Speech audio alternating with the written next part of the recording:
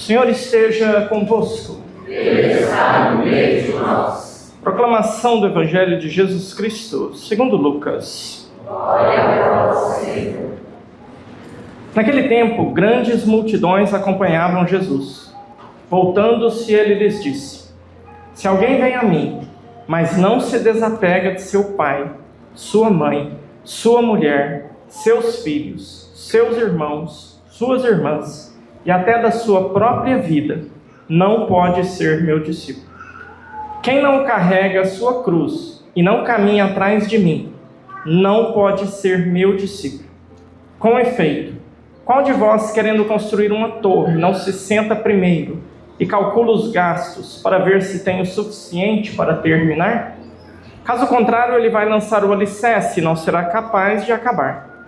E todos os que virem isso começarão a caçoar, dizendo: Este homem começou a construir e não foi capaz de acabar.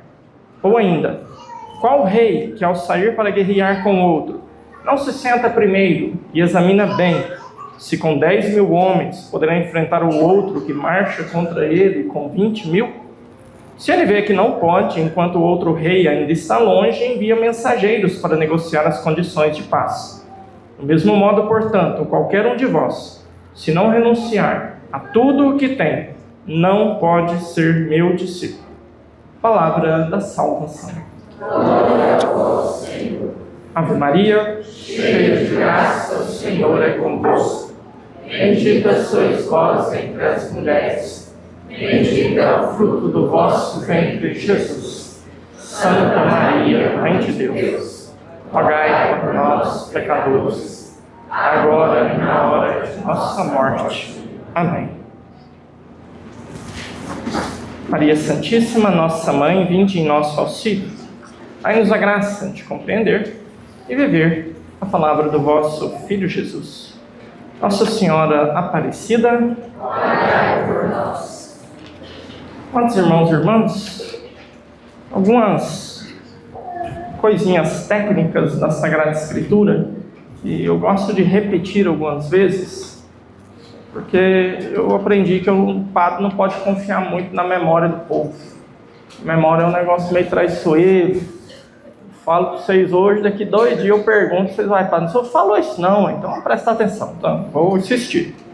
É conhecimento técnico sobre a Bíblia, mas ajuda, já que está no meio da Bíblia aí, você sai um pouquinho mais aí do não sei para o sei, né?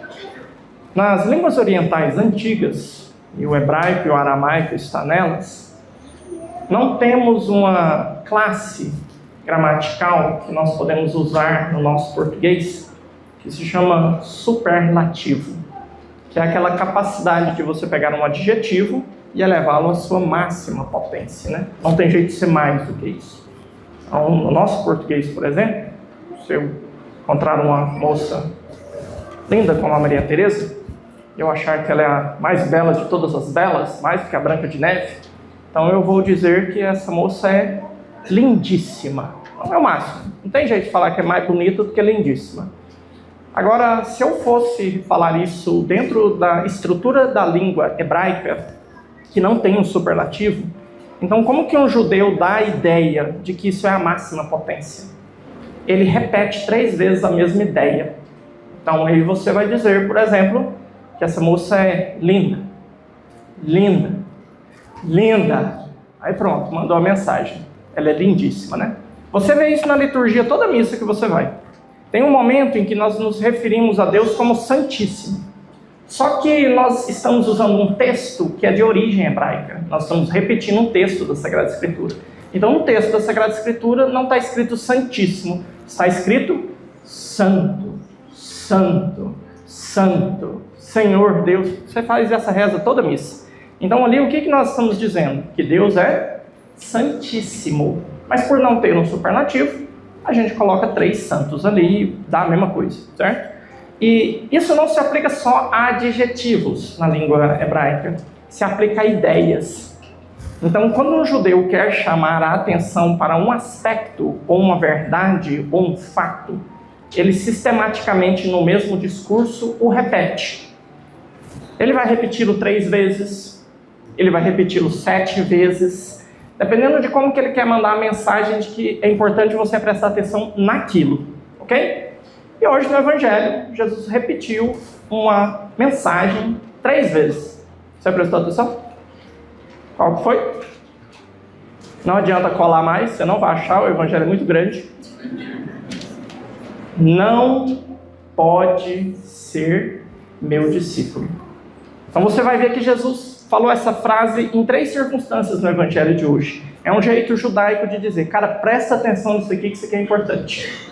Então Jesus coloca essa frase diante dos apegos. Quem não desapegar, pai, mãe, não pode ser meu discípulo. Depois ele coloca isso diante da renúncia ou da coerência com a cruz. Quem não tomar a sua cruz e vir atrás de mim, não pode ser meu discípulo. E depois ele termina incentivando ainda mais o desapego. Quem não se desapegar de tudo, não pode ser meu discípulo. Então o que está em jogo aqui hoje nesse nosso evangelho é o discipulado. Aqui entende bem a questão, tá? Aqui nós não estamos nos questionando se eu sou ou não sou discípulo de Jesus. Não é isso que está em jogo. O que está em jogo aqui é, eu posso ou não posso ser discípulo de Jesus? E eu vou transformar o posso com uma palavra um pouquinho mais instigante, que vai te jogar mais responsabilidade nas costas. A questão aqui não é se você é ou se você não é, e não é se você pode ou se não pode. A questão é, você quer ou não ser discípulo? Aí agora nós vamos olhar para o contexto aí geográfico do Evangelho, e a gente vai ver que Jesus, ele tinha um estilo de pastoreio que era meio estranho, parece que aos nossos olhos é esquisito. Ainda mais para a gente assim, que é muito fissurado em números, a gente gosta assim, de quantitativo, a gente olha assim para a igreja e, nossa, a igreja está cheia, está derramando, então agora está bom, agora está bombando, senão a igreja está vazia, o pessoal não está indo, os católicos estão abandonando a igreja, então a igreja católica está acabando, então cuidado, a igreja católica nunca se preocupou com números, e a gente aprendeu isso com Jesus. Por quê? No Evangelho de hoje começa com a seguinte frase, uma grande multidão seguia Jesus. Então a gente imagina uma cena parecida com essa aqui, né? Uma grande multidão, Jesus à frente caminhando, e a galera indo atrás. Aí de repente Jesus para e vira. Jesus ele faz isso muitas vezes no Evangelho, parece que ele ficava meio agoniado quando ele via que tinha gente demais atrás dele. Então, rapaz, o povo não está entendendo. Ele não está entendendo para onde que eu estou indo. Então peraí, vamos esclarecer o negócio?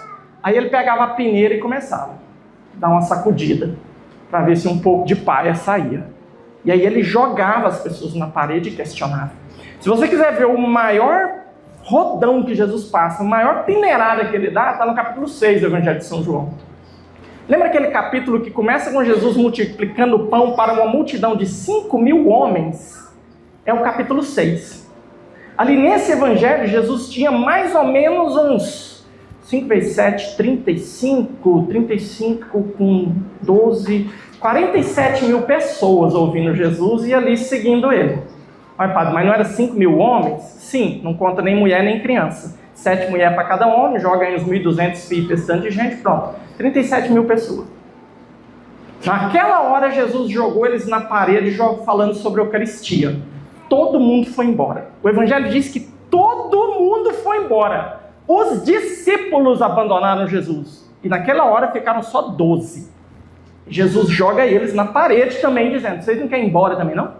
Aproveita que o povo está indo que vai ficar menos feio para vocês.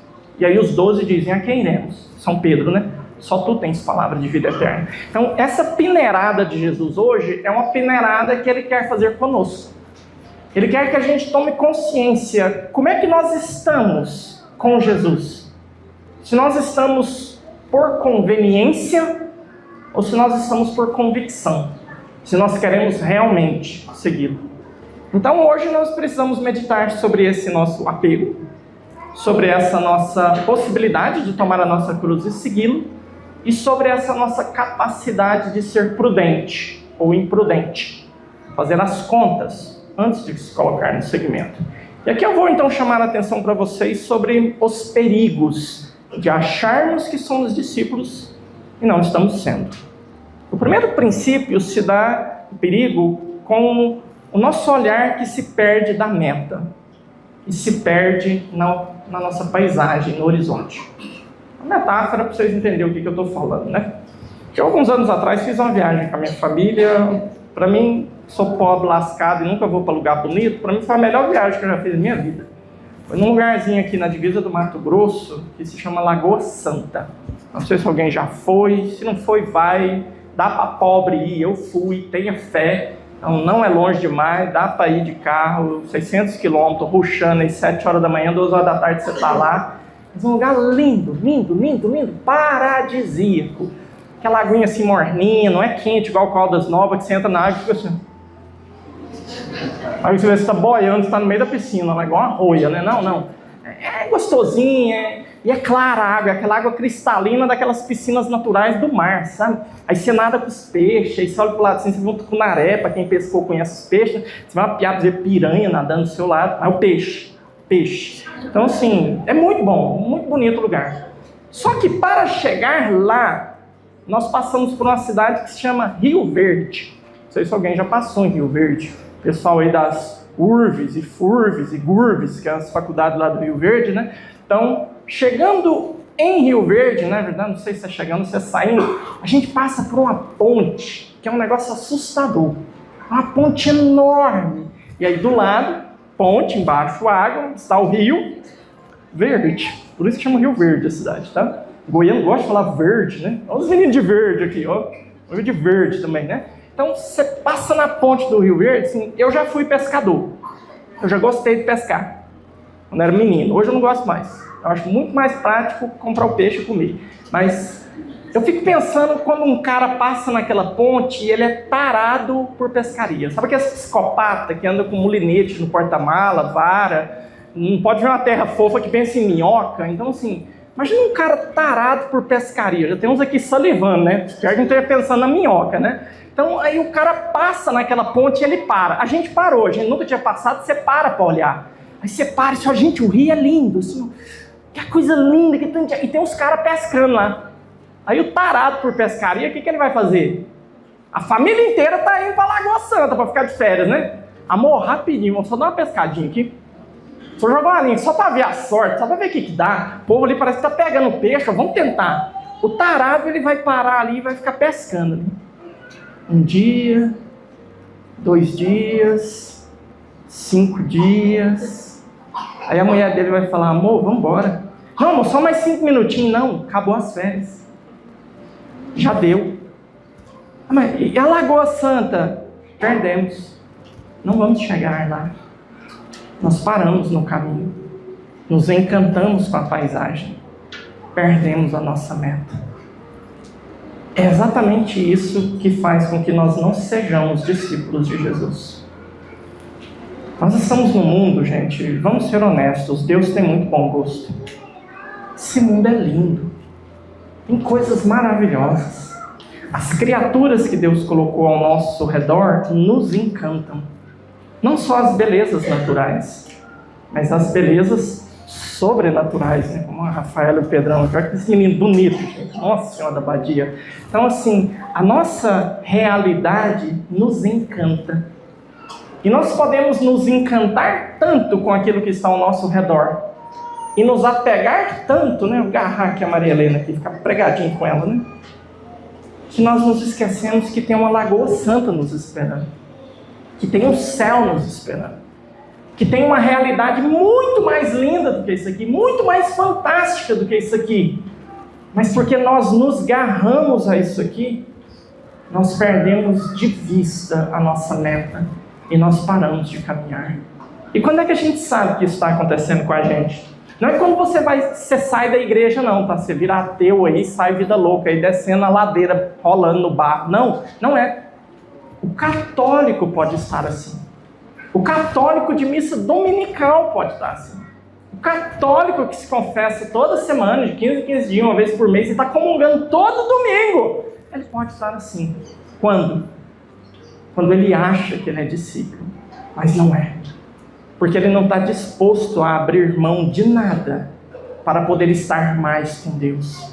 Ele não está disposto a viver a fé dele, que é proposta pela igreja, de uma maneira onde a fé deixa de ser um mero costume, um mero ritual, mas passa a influenciar a minha vida, passa a influenciar todas as dimensões da minha vida. E hoje eu quero que você, com honestidade, se questione. A sua vida lá fora é influenciada por isso aqui? O seu comportamento lá no seu trabalho, a palavra de Deus que você ouve, a pregação que chega no seu ouvido, o terço que você reza, o rosário que você está ruxando aí com fregiu, o pessoal que está rezando, aguenta firme, está acabando, tá chegando o dia de São Miguel, está chegando. Então tudo isso que você faz influencia no seu comportamento. Você é lá uma pessoa que realmente as pessoas veem que você é discípulo de Jesus? Porque o discípulo, ele não só se desapega, mas ele pega a cruz e vai atrás de Jesus. Ou seja, o caminho dele é Cristo. A imitação dele é Cristo. O comportamento dele é de Cristo. Agora as pessoas veem como você se comporta, as suas conversas numa rodinha de compadre, de amigo, os grupos de WhatsApp que você está e o conteúdo que está chegando nos seus grupos, os videozinhos, as mensagens, as figurinhas, as fotinhas que você está mandando nos seus grupos. Então, tudo isso ali, você olha para isso e fala, cara, será que eu sou discípulo de Jesus? A liturgia hoje, ela traz para nós um exemplo, gente, que é fantástico. São Paulo, ele não tem lógica, ele é doido. Ele é doido de amor por Jesus e o que ele fez foi viver em função de Jesus.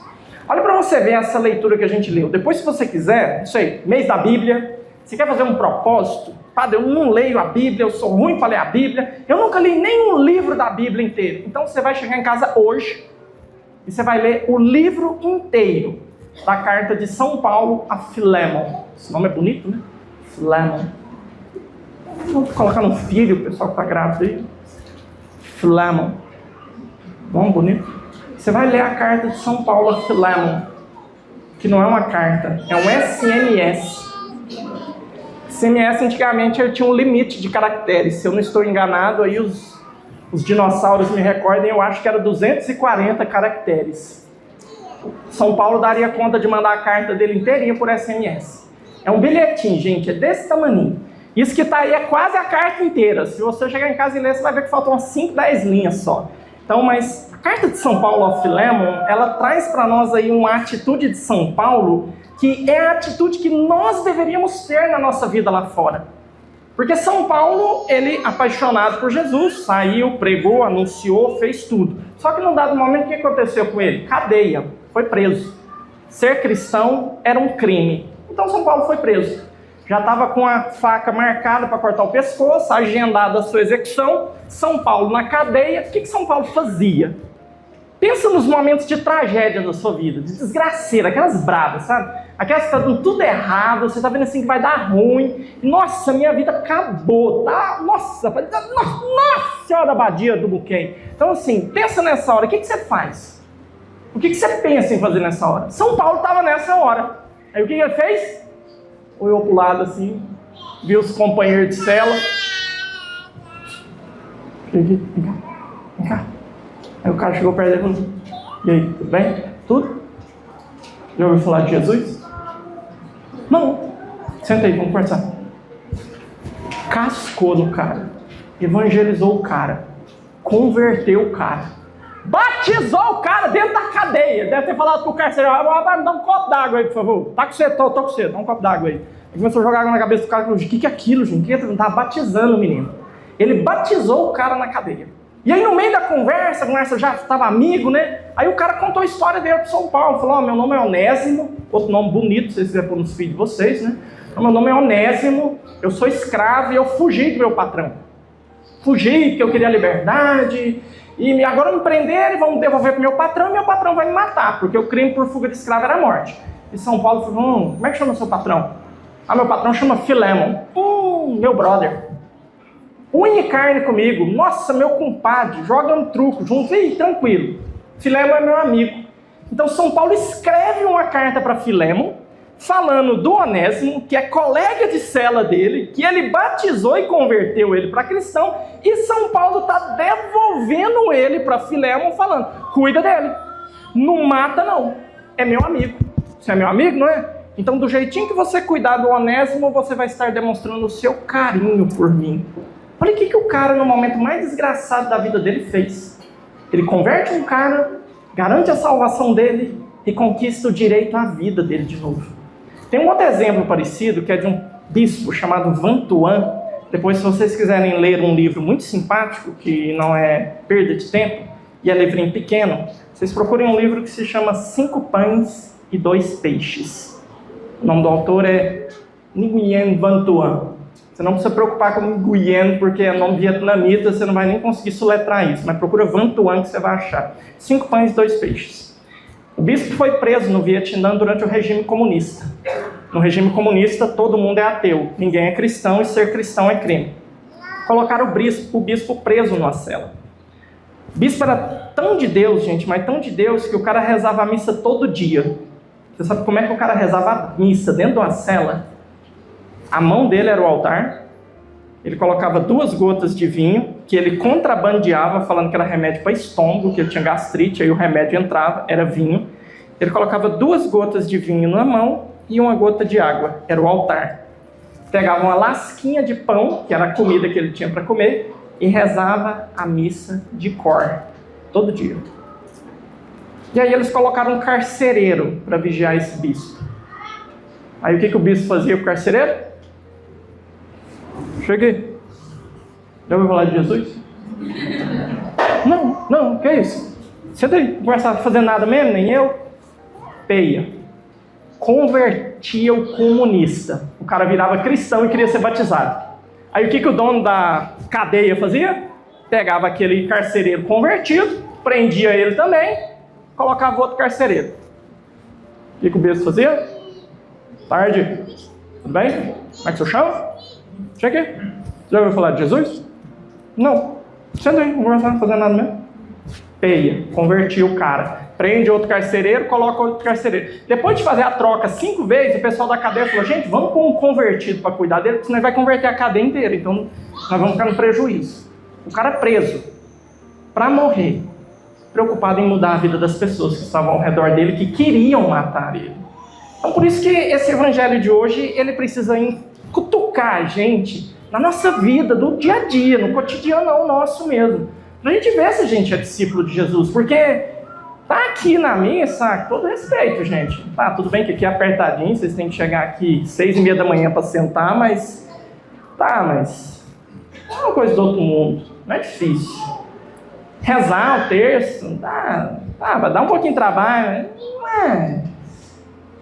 Ser fiel aí, seu matrimônio, se tiver um pouquinho de brilho na cara, não precisa ser cristão, basta ser um bom homem ou uma boa mulher. Mas lá fora, testemunhar realmente que Cristo é a lei, que Cristo é o seu caminho, que o seu comportamento está embasado no comportamento dele, aí muda tudo. Muda porque aí a nossa fé, ela para de ser uma fé circunstancial.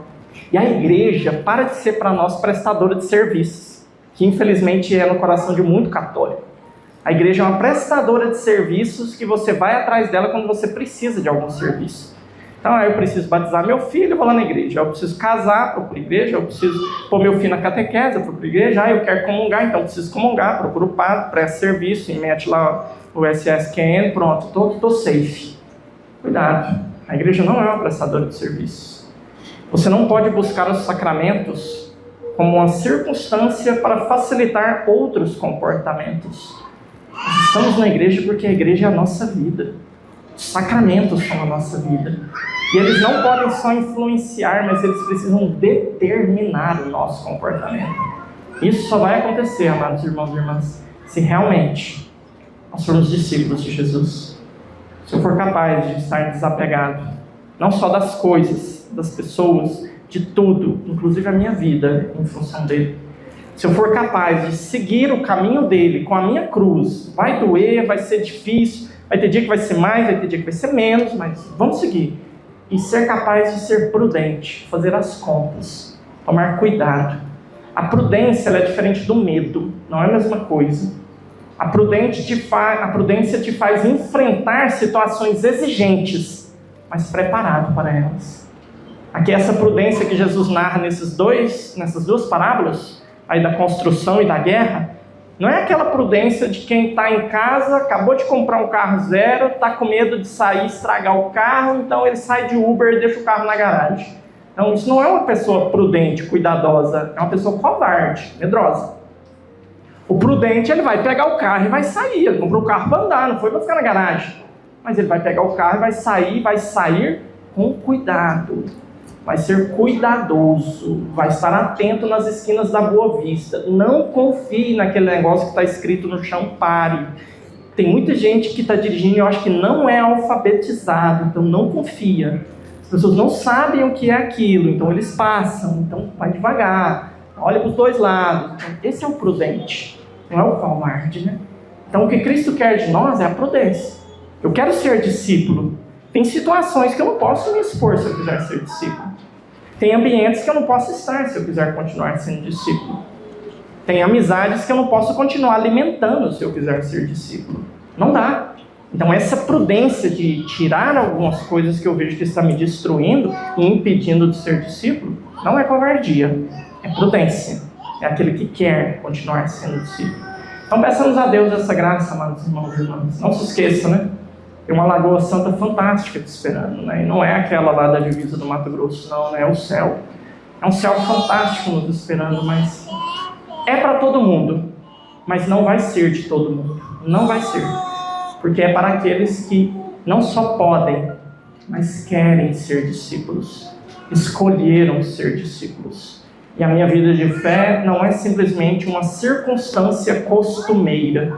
Eu tenho que ir na missa, eu tenho que rezar, eu tenho que confessar, eu não tenho que nada. Eu faço porque é importante. E é isso que vai me fazer mais próximo da minha meta cada dia. Louvado seja nosso Senhor Jesus Cristo.